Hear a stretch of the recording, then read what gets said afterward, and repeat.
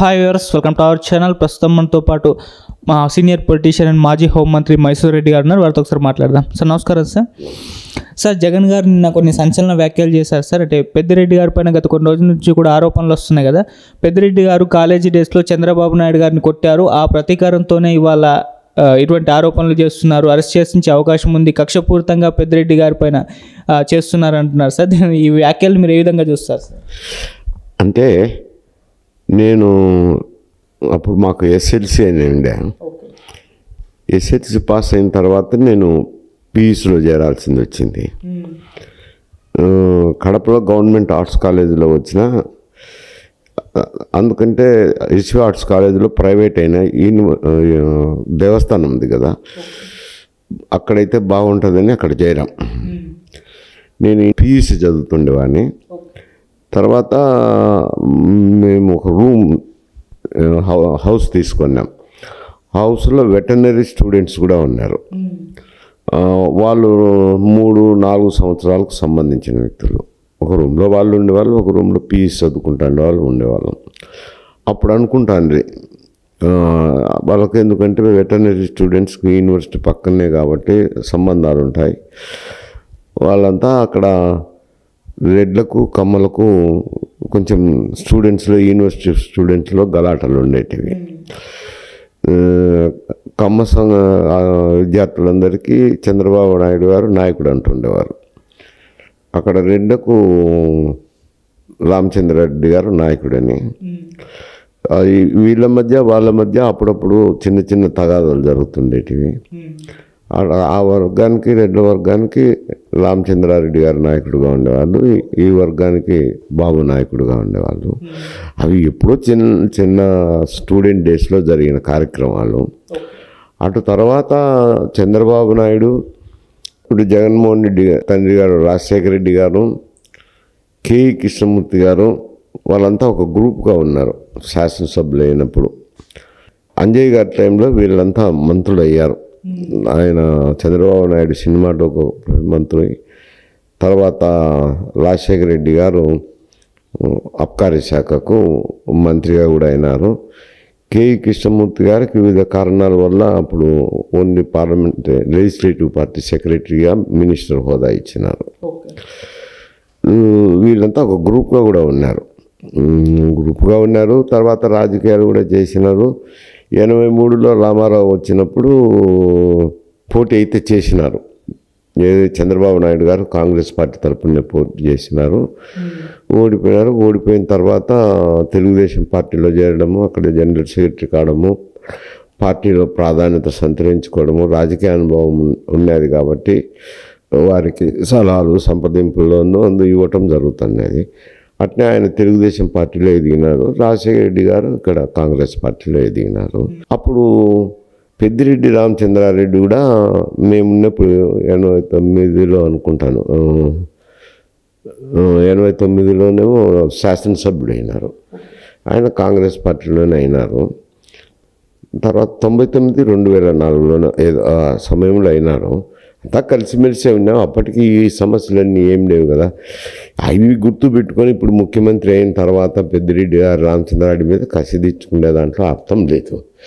ఎందుకంటే అంతవరకు మాట్లాడుతున్నారు, జరుగుతున్నాయి, శాసనసభ్యులుగా ఉన్నారు. అక్కడ ఆయన మా తెలుగుదేశంలో ముఖ్యమంత్రిగా కూడా ఉన్నారు. అటువంటి సమయాలు, సందర్భాలు రాలేదు. ఇప్పుడు ఆ మాటలు కూడా వినపడలేదులేండి.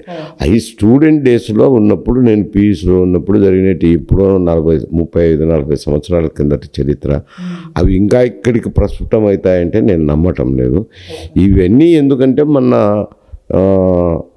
వైఎస్ఆర్సీపీ అధికారంలో ఉన్నప్పుడు, జగన్మోహన్ రెడ్డి ముఖ్యమంత్రిగా ఉన్నప్పుడు, వీరి కుమారుడు ఎంపీగా ఉండడము, ఆయన మంత్రిగా ఉండడము, ప్రముఖ శాఖని నిర్వర్తిస్తున్నారు. చిత్తూరు జిల్లాలో వాళ్ళు చెప్పిందే వేదంగా జరుగుతున్నది. జగన్మోహన్ రెడ్డి కూడా చిత్తూరు జిల్లాలో వాళ్ళకు ప్రాధాన్యతనిచ్చి ఉన్నాడు కాబట్టి జిల్లా రాజకీయాలంతా చూస్తుండేవాళ్ళు. ఆ జిల్లా రాజకీయాల్లో కొంత ఉంటుంది కదా, అధికార పక్షం ఉన్నప్పుడు పోలీస్ యంత్రాంగము మద్దతు తెలుపుతారు, కలెక్టర్లు మద్దతు తెలుపుతారు, ఇవన్నీ సహజంగా వస్తుండేటే. ఇప్పుడు ఈ రీజనల్ పార్టీస్ వచ్చినాక ఈ వ్యవహారం అంతా అట్నే ఉంటుంది. ప్రభుత్వం కనుసన్నల్లోనే మెలుగుతుంటుంది ప్రభుత్వ యంత్రాంగం అంతా ఉన్నప్పుడు ఒకటి రాజకీయంగా వాళ్ళ మద్దతుదారులు కానీ వాళ్ళ కోసం కానీ మద్దతు ఇవ్వడము, సపోర్ట్ చేయడము, లేకపోతే సహాయం చేయడము, రకరకాల కార్యక్రమాలు జరుగుతుంటే కొంచెం అవతల పార్టీ వాళ్ళకు కూడా బాధ, ఆవేశం, ఆక్రోశం ఉంటుంది. ఇప్పుడు తెలుగుదేశం పార్టీ అధికారంలోకి వచ్చేసరికి మా ప్రభుత్వం వచ్చింది కదా, మాది ఉంది కదా అని కొన్ని సంఘటనలు జరుగుతాయిలేండి. అవి చెదురుమదురు సంఘటనలకి ఏదైనా చూసుకోవాలి. కానీ ఏదో గతంలో ఎప్పుడో స్టూడెంట్ డేస్లో పెద్దిరెడ్డి రామచంద్రారెడ్డికి చంద్రబాబు నాయుడుకి తకరారు ఉన్నాయి కాబట్టి ఇప్పుడు ఆకసి తెచ్చుకుంటారని ఆయనకు అవకాశమే లేదు. ఎందుకంటే మధ్యలో రాజకీయ పరిణామాలు ఎన్నో జరిగినాయి.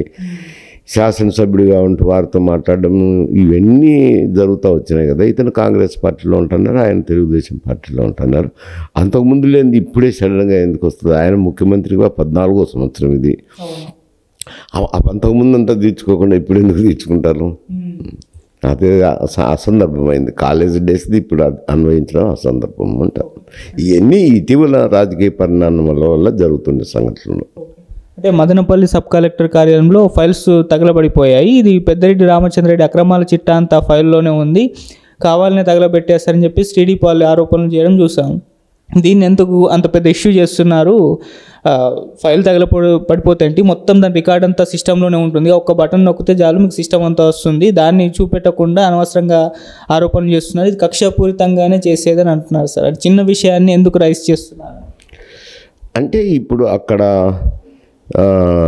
ఏదో భూములు ఇది తీసుకోవటము ఇవి జరిగినాయని అనుమానాలు ఉన్నాయని చెప్పి పత్రికల్లో వార్తలు వచ్చినాయి. దాని మీద సిఐడి ఏదో ఎంక్వైరీ చేస్తున్నట్టున్నారు. ఎంక్వైరీలో తేలుతుంది కదా ఎవరు ఏ ఫైళ్ళు మాయమైనాయి, ఏ ఫైళ్ళు దగ్ధమైనాయి అక్కడ. ఎందుకంటే ఒక అగ్గిపుల్ల దొరికిందని అంటే పోలీస్ అధికారులు చెప్తానే దాన్ని బట్టి. అగ్గిపుల్ల అంటే అగ్గి పెట్టినట్టే కదా, దానంతకు అది షార్ట్ సర్క్యూట్ యాక్సిడెంట్గా తగిలినట్టు కాదు. దాని మీద పై అధికారులు దృష్టిలోనే పడింది కదా దర్యాప్తు అంతా. దర్యాప్తు జరిగినాక వెలుగులోకి వస్తాయి సంఘటనలు. దాంట్లో పెద్దిరెడ్డి గారు రామచంద్రారెడ్డి హస్తం ఉంది అనే అనుమానాలు ఉన్నాయని పత్రికల్లో కూడా వచ్చినాయి వార్తలు.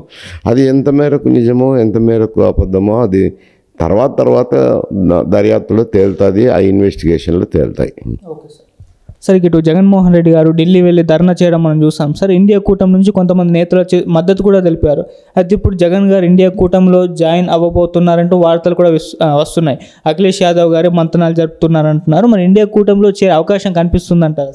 ఇప్పుడు గత అనుభవాలను దృష్టిలోకి తీసుకున్నప్పుడు అది కొంచెం ఇబ్బందికరమైన సమస్య జరుగుతుందని గ్యారంటీగా చెప్పలేం. ఎందుకంటే గతంలో రాజశేఖర రెడ్డి గారు చనిపోయిన తర్వాత జగన్మోహన్ రెడ్డి సోనియా గాంధీ గారిని కలవడము, కలిసినప్పుడు కొంచెం ఏదో రాజకీయంగా కొన్ని రాజకీయ పరిస్థితుల్లో ఆయన కాంగ్రెస్ పార్టీని ధిక్కరించి వచ్చి ఇక్కడ పార్టీ పెట్టడం జరిగింది. వైఎస్ఆర్సీపీ పార్టీ పెట్టుకున్నాడు, తిరిగినాడు. సరే ఒక మారు ఎన్నికల్లో ఓడిపోయినాడు, రెండో వారం ముఖ్యమంత్రి అయినారు. అది కాంగ్రెస్ పార్టీ నుంచి అధిష్టానం. ఎందుకంటే సోనియా గాంధీని ఎవరు ధిక్కరించరు.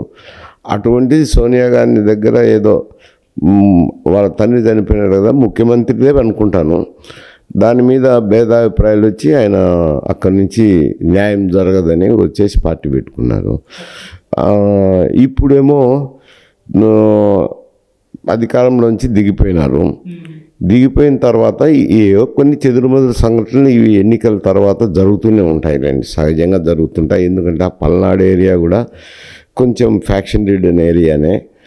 ఏదో ఇద్దరు వ్యక్తుల దగ్గర వాళ్ళ తగాదాలు, వాళ్ళలో ఏదో ఒక సంఘటన. ఏదో ఇక్కడ పెద్దిరెడ్డి గారు రామచంద్రారెడ్డి మిథున్ రెడ్డి కుమారుడు, ఆయన మిథున్ రెడ్డి అక్కడ ఏదో రెడ్డిరెడ్డి అని ఎక్స్ఎంపీ ఇంటికాడికి వెళ్తే అక్కడ పుంగనూరులో గలాటలు జరిగినాయని, అవన్నీ కొన్ని చోట జరుగుతాయి. ఇవి జరిగినప్పుడు దాన్ని వేరే విధంగా ఆలోచన చేయాల్సింది. ఏదో కలెక్టరేట్లో ధర్నానో ఇటువంటి కార్యక్రమాలు చేయాల్సింది ఒకటే మారు ఢిల్లీలో ధర్నా పెట్టుకున్నారు. అది అంత చిన్న సంఘటనలకు ఢిల్లీలో ధర్నా పెట్టుకుంటే కేంద్ర ప్రభుత్వం వెంటనే రియాక్ట్ అవుతుందంటే వాళ్ళకు కూడా ఇంటెలిజెన్స్ ఇన్ఫర్మేషన్ ఇవన్నీ ఉంటాయి కాబట్టి ఎవరు రియాక్ట్ కారు. అయినా పోయినప్పుడు అక్కడ ఢిల్లీలో జనరల్గా ఏమవుతుందంటే రాష్ట్రాల మాదిరి ఉండదు. ఎంపీలు ఏ పార్టీకి చెందిన వారైనా కానీ ఈ సెంట్రల్ హాల్లో ఉన్నప్పుడు అందరూ కలిసిమెలిసి ఉంటారు, స్నేహపూర్వక వాతావరణంలోనే ఉంటుంది.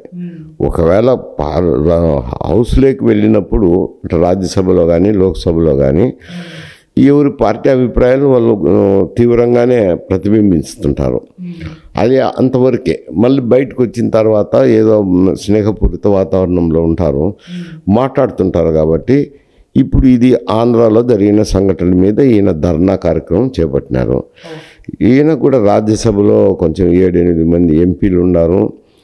ఉండినప్పుడు వాళ్ళు ఇతర నాయకులు ఉంటారు కదా, రాజకీయ పార్టీ నాయకులు. ఆ రాజకీయ పార్టీ నాయకులను కలవచ్చు, కలిసి మాట్లాడచ్చు. మాట్లాడినప్పుడు ఇన్వైట్ చేసినప్పుడు వాళ్ళకు అఖిలేష్ యాదవ్ కానీ మిగతా ఆడ పాల్గొన్న నాయకులకి ఎవరికి ఆంధ్రప్రదేశ్ రాజకీయాలతో సంబంధం లేదు. పిలిచినప్పుడు స్నేహపూరితంగా పిలిచినప్పుడు ఎవరైనా వచ్చి ఇటువంటి సంఘటనలు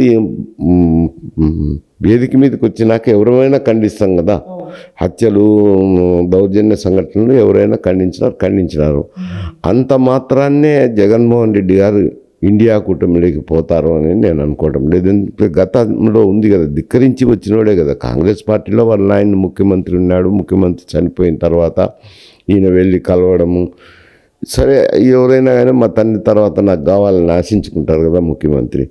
అప్పుడు వివిధ కారణాల వల్ల వాళ్ళు అంగీకరించకపోతేనే వచ్చినాడు. ఆ సంఘటనలన్నీ వాళ్ళ దగ్గర ఉన్నాయి కదా. ఇప్పుడు ఇండియా కూటమికి పోయినాడు అనుకోండి, పోయినా ఇక్కడ సిబిఐ ఇన్వెస్టిగేషన్స్ జరుగుతున్నాయి.